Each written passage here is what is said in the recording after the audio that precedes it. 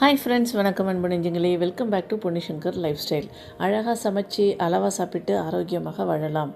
Fridge clean பண்ணலாமா? கிட்டத்தட்ட ரொம்ப மாதங்களுக்கு அப்புறமா, அதாவது பல மாதங்களுக்கு அப்புறமா தான் நான் இன்றைக்கி எங்கள் வீட்டு ஃப்ரிட்ஜுக்கு ஓப்பனிங் செரிமனி, அதாவது க்ளீனிங்க்கு ஓப்பனிங் செரிமனி கொடுத்துருக்கேன். நீங்கள் எத்தனை நாள் ஆச்சு உங்கள் வீட்டில் ஃப்ரிட்ஜை க்ளீன் பண்ணி அப்படிங்கிறத கமெண்ட்ஸில் சொல்லுங்கள்.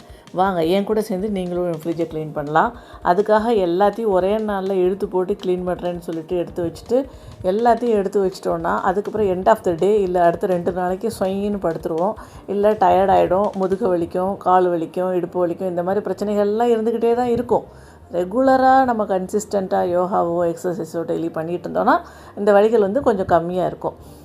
இப்போ நானும் யோகா இர்ரெகுலராக தான் ஆகிட்டுருக்கு. கொஞ்சம் கொஞ்சமாக ட்ரை பண்ணிகிட்ருக்கேன் ரெகுலராக கொண்டு வர்றதுக்கு. அதுக்கப்புறமா ஒரு திங்ஸாக ஃப்ரிட்ஜை ஃபஸ்ட்டு ரொம்ப ஆர்வ கோளாறில் வந்த உடனே கேமராலாம் ஆன் பண்ணி வச்சுட்டு ஃபோனை எடுத்து செட்டப் பண்ணிவிட்டு நேராக போய் ஃப்ரிட்ஜை ஆஃப் பண்ணாமல் நேராக போய் உட்காந்து திங்ஸ் எல்லாம் எடுத்து வைக்க ஆரம்பிச்சிட்டேன். அதுக்கப்புறம் தான் தெரிஞ்சிச்சு, நம்ம ஃப்ரிட்ஜை ஆஃப் பண்ணிவிட்டு தானே பண்ணணும் அப்படின்னு சொல்லிட்டு அதுக்கப்புறமா போய் ஆஃப் பண்ணிவிட்டு அடுத்த ஒரு 2-3 செகண்ட்ஸ்குள்ளேயே ஞாபகம் வந்துருச்சு. டக்குன்னு போயிட்டு ஃப்ரிட்ஜை ஆஃப் பண்ணிவிட்டு அதுக்கப்புறமா உள்ள திங்ஸ்லாம் ஒன்று ஒன்றா எடுத்து வச்சுட்டே இருந்தேன். எதுக்கு நம்ம இதை ஒன்று ஒன்றா எடுத்து வைக்கிறோன்ட்டு அப்புறம் ஒரு பெரிய பாத்திரத்தை எடுத்து பாத்திரத்தில் உள்ளது எல்லாத்தையும் எடுத்து வச்சுட்டு க்ளீன் பண்ண ஆரம்பித்தாச்சு. ஃபஸ்ட்டு ஸ்டெப் பை ஸ்டெப்பாக, அதாவது ஒரு 2 ஏரியா இருக்கும் இல்லையா சைடில், அதை மட்டும் எடுத்துக்கோங்க.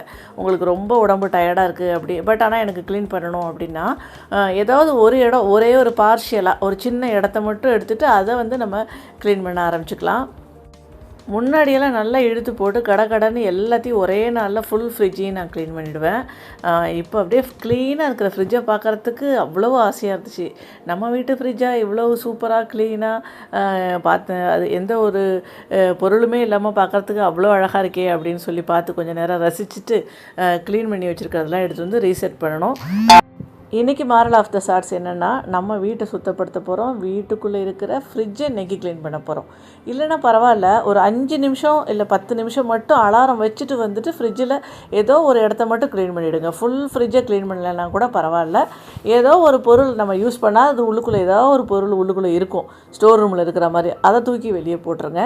யாரெல்லாம் நீங்கள் ஃப்ரிட்ஜில் 1 மாதத்துக்குள்ளே க்ளீன் பண்ணேன், நான் 2 மாதம் இல்லை 1 மாதத்துக்குள்ளே டெய்லி மாதத்துக்கு ஒரு தடவை க்ளீன் பண்ணுவேன் அப்படின்னு ரொட்டீனாக வச்சுட்டு க்ளீன் பண்ணுறீங்களோ அவங்களுக்காக ஒரு பெரிய ஹேட்ஸ் ஆஃப்.